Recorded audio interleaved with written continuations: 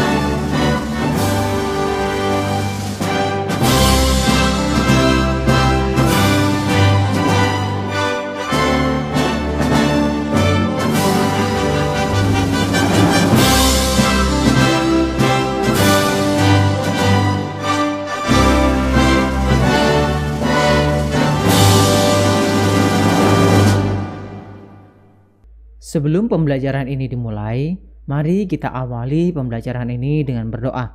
Berdoa dimulai.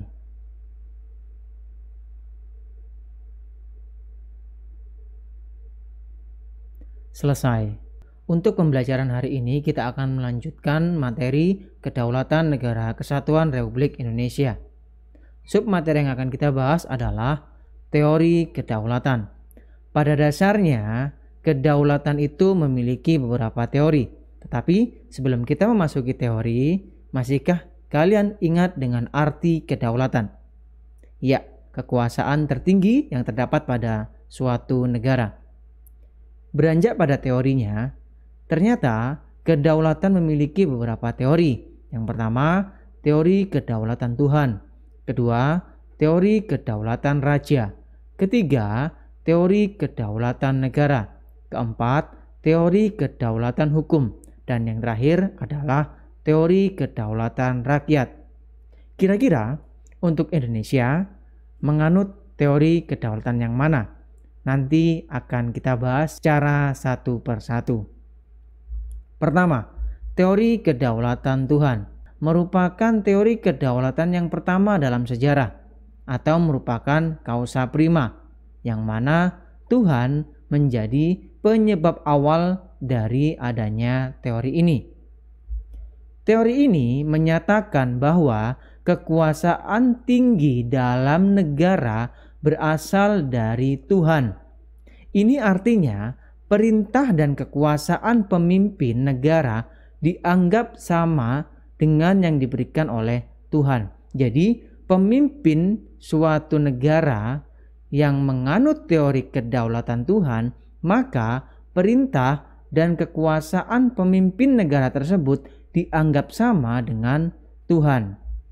Karena pemimpin tersebut dipercaya secara kodrat mampu untuk memimpin kekuasaan yang ada di dalam negara tersebut, sekaligus menjadi wakil Tuhan yang ada di dunia ini.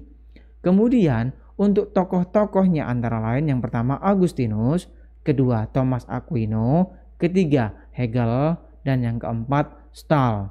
Untuk negara-negara yang menganut teori kedaulatan Tuhan antara lain yang pertama ada Belanda, kemudian ada Jepang, ada Ethiopia. Beralih ke teori kedaulatan yang kedua, yaitu teori kedaulatan raja. Teori kedaulatan raja menyatakan bahwa raja memiliki tanggung jawab atas dirinya sendiri dan kekuasaan yang diberikan kepadanya merupakan kekuasaan tertinggi di atas undang-undang karena dianggap sebagai sebuah jelmaan dari kehendak Tuhan. Jadi, pada teori ini menekankan bahwa pentingnya seorang raja. Seorang raja dapat bersifat absolut dan mutlak, tidak dapat diganggu-gugat. Karena kekuasaan raja ini merupakan kekuasaan tertinggi di atas undang-undang karena menganggap raja itu merupakan jelmaan dari Tuhan. Kemudian raja berkuasa secara mutlak dan absolut, tidak terbatas, sehingga apapun bisa dilakukan oleh raja, baik bertindak secara tirani. Jadi raja sangat berperan penting. Mau dia bertindak secara tirani absolut, itu semua menjadi hak penuh dari seorang raja. Kemudian tokohnya yaitu yang terkenal Niccolo Machiavelli yang melalui karyanya Il Principe. Kemudian negara yang menganut antara lain Malaysia, Brunei Darussalam, dan Kerajaan Inggris. Ketiga, teori kedaulatan negara. Teori ini menitikberatkan bahwa negara dianggap sebagai lembaga tertinggi dalam kehidupan bermasyarakat. Jadi, pada teori ini menganggap negara sebagai suatu wadah yang dianggap menjadi lembaga tertinggi dalam kehidupan bermasyarakat. Kemudian, negara memegang kekuasaan penuh atas sistem pemerintahan yang ada di negara tersebut, sehingga tidak ada yang lebih tinggi dari negara, termasuk hukum yang ada di negara tersebut, karena hukum buatan dari negara. Jadi negara di sini memegang kekuasaan tertinggi, walaupun dia berupa badan, dia memegang kekuasaan tertinggi dan dia tidak tunduk pada peraturan perundang-undangan. Sehingga di dalam negara tersebut tidak ada yang lebih tinggi dari negara, termasuk hukum yang ada di negara tersebut, karena hukum merupakan buatan dari negara. Kemudian tokohnya antara lain Jean Bodin, Hegel, George Jelinek, dan Paul Laban. Kemudian untuk negara-negara yang menganut teori kedaulatan negara antara lain Jerman, Rusia, dan Prancis. Kemudian teori kedaulatan hukum. Teori kedaulatan hukum menilai kekuasaan tertinggi adalah hukum.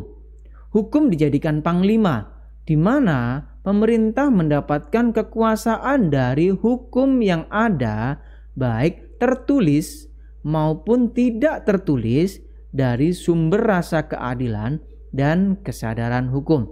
Jadi menurut teori ini, hukum adalah dasar adanya kedaulatan pada suatu negara.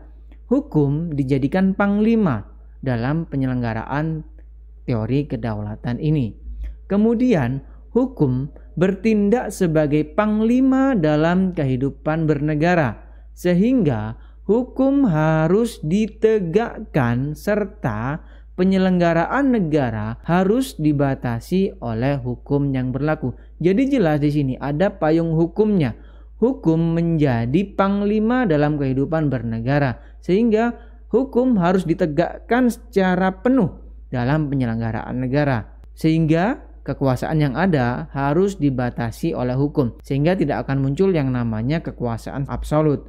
Semua warga negara dan pemerintah wajib menjunjung tinggi hukum seperti menghormati hukum dan mematuhi hukum yang berlaku.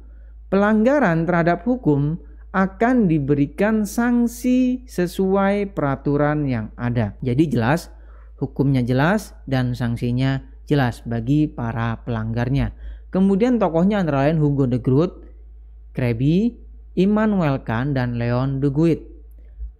Untuk negara yang menganut teori kedaulatan hukum antara lain ada Indonesia, ada Swiss. Selanjutnya teori yang terakhir yaitu teori kedaulatan rakyat. Teori kedaulatan rakyat menekankan bahwa rakyat sebagai pemegang kekuasaan tertinggi. Jadi jelas ya, di sini rakyat sebagai pemegang kekuasaan tertinggi. Rakyat secara sengaja memberikan sebagian kekuasaannya kepada orang-orang tertentu yang nantinya akan disebut sebagai penguasa yang bertugas untuk menjaga hak-hak rakyat.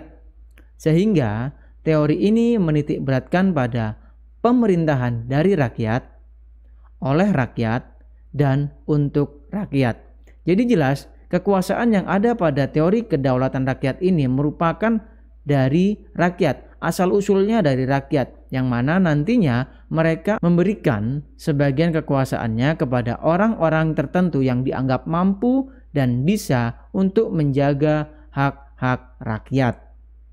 Kemudian tokohnya antara lain J.C. Rousseau, Johannes Althusius, John Locke, dan Montesquieu. Untuk negara yang menganut teori kedaulatan rakyat antara lain ada Amerika Serikat, ada Indonesia.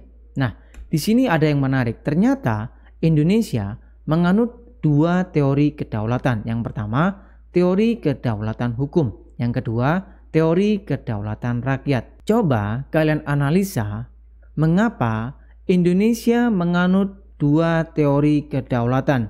Yang pertama, teori kedaulatan hukum. Yang kedua, teori kedaulatan rakyat. Silakan tuliskan jawaban kalian pada kolom komentar.